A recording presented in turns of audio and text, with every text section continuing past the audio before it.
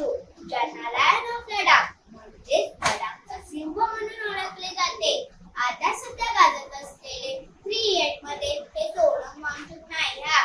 लडाख मध्ये अधिकतर हेच नाव प्रत्येकाचे दिसून येते. 11 मे 1964 रोजी लडाख मध्ये शंकर या छोट्याशा गावामध्ये त्यांचा जन्म झाला. बालपणापासून त्यांना देशसेवेची ओढ होती. 1987 साली त्यांनी भारतीय सैन्यात प्रवेश करून आणि 4 असामी रेजिमेंटमध्ये त्यांनी नियुक्ती मिळवली. त्यानंतर ते लडाख स्काउट्सच्या विशेष युनिटमध्ये दाखल झाले. आपले भारतीय सैनिक भारतभूमीच्या रक्षणासाठी रक्त ओठावणारी भयानक थंडी, घनदाट जंगल, हिंस्र प्राणी आणि उंच डोंगर यांच्याशी लढायला तयार असतात. वर्ष 1999, मे महिना, तारीख 3 आणि स्थळ काश्मीर. पाकिस्तानची प्रशिक्षित घुसखोर काही सेक्टरमध्ये 14 फूट टेकडीवर लपून लष्कर कारवाई करत होते. विद्यमान पंतप्रधान श्री अटल बिहारी वाजपेयी आणि तिन्ही दलाचे प्रमुख यांनी घुसखोरांविरुद्ध दणदणीत टोकला. शत्रूंनी कप्ताने या भारताच्या भूमीवर कब्जा केला होता. त्यावेळी मेजर सोनम वांगचुक बटाई सेक्टरमध्ये तैनात होते. 30 मे 1999 हा दिवस आजही इतिहासात सुवर्ण अक्षराने लिहिला गेला आहे. या दिवशी आपल्या पथकासह 5500 मीटर उंचीवरील बर्फाचे पर्वत चढायला सुरुवात केली होती. थंडीत किती श्वास आणि रक्त गोठणे. चढाई दरम्यान त्यांचा एक सैनिक वीरगतीला जात होता. अनेक सैनिक जखमी होत होते. तरीही ते मागे जराही हटले नाही. रात्र काही आणि वैऱ्याची होती. अक्षरशः कर्णाचे पट्टे खातावे इतका तो भयंकर आवाज. क्षणात झालेली शांतता. चिरत आसमान शांत झाला. भयंकर थंडगार वारा सैनिकांच्या मनोधैर्याला अस्थिर करत होता.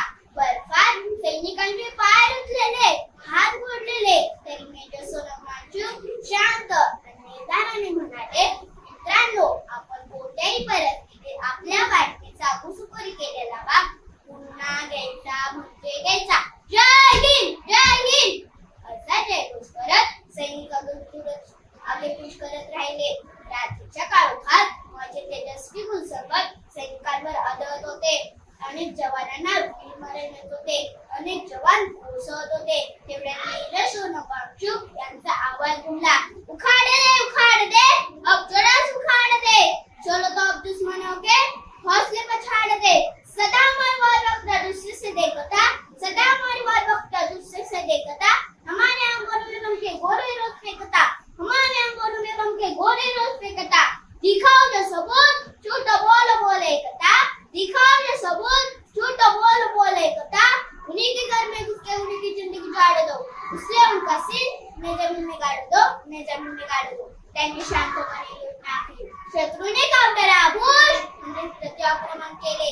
हा विजय मिळवणे खूपच आव्हानात्मक होता. त्याचे महत्त्वाचे कारण पाकिस्तानी लष्कर उंच शिखरावर आणि भारतीय जमिनीच्या तळावर 84 दिवस अहोरात्र चाललेल्या घोरघोर युद्धात सर्व भारतीय 20 ते 25 वर्षाचे तरुण होते. आपल्या नावात 527 सैनिकांना वीरमरण आले. त्या मोर्चाला 1084 पाकिस्तानी सैनिकांना यमसेनेने पाठवले. पाकिस्तानी लष्कराचा दारुगोळा हस्तगत केला आणि संपूर्ण भारतीय मार्ग शत्रूपासून मुक्त केला. मित्रांनो, ही कारवाई कारगिल युद्धातली पहिली यशस्वी मोहीम होती. त्या एका कृतीने भारतीय सैनिकांचे मनोबल कितीतरी पटीने वाढले. भारताच्या शिखरावर विजय मिळवला. त्या शिखरावर आजही आणि यापुढेही भारतीय तिरंगा अभिमानाने फडकत राहणार. भारतीय सैनिकांचे अहोरात्र कष्ट, त्यातून मिळालेला विजय, देशप्रेम, देशाभिमान आणि बलिदानाची प्रतीक म्हणून सदैव साक्ष देत राहील. देशभरातून जय जयकार झाला. लँड ऑफ लडाख जय जवान, लँड ऑफ लडाख जय जवान. या अद्वितीय शौर्यासाठी मेजर सोनम वांगचुक यांना भारताचा वीरता पुरस्कार चक्र प्रदान करण्यात आले. परंतु मित्रांनो, त्यांचे कार्य इथे थांबले नाही. सेवा केली. त्यानंतर त्यांनी लडाखमधील शिक्षण, पर्यावरण आणि युवक विकासासाठी आपले जीवन समर्पित केले. ते आजही तरुणांना देशभक्ती, जबाबदारी आणि प्रामाणिक